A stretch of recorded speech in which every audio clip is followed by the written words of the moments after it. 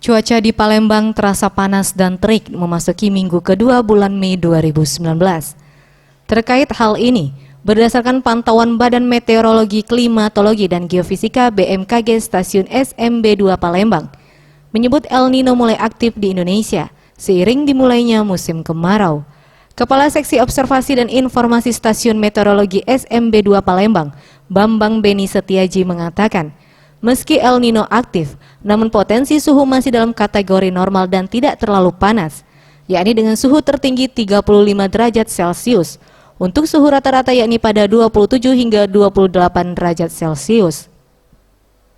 BMKG juga memperkirakan musim kemarau mulai terjadi di Sumatera Selatan pada pertengahan Mei, dengan prediksi puncaknya yakni pada Juli hingga Agustus 2019. Di mana cuaca kering terjadi dalam kurun waktu lama serta tingkat hujan sangat rendah. Namun masyarakat diminta tidak khawatir karena El Nino bukan pengaruh utama iklim di Sumatera Selatan.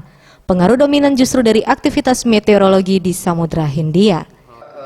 Berdasarkan keadaan atmosfer pagi ini memang sekarang musim kemarau sudah mulai terlihat, di mana pergerakan angin muson timuran sudah mulai terlihat, di mana dengan indikasi adanya tekanan-tekanan rendah di belahan bumi utara, dalam hal ini di Laut Cina Selatan.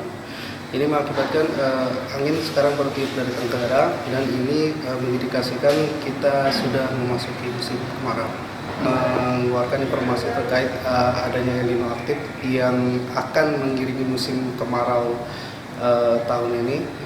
Kita harapkan masyarakat waspada.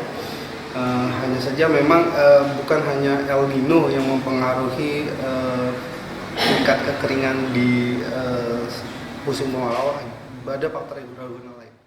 Tim Liputan, Sriwijaya TV.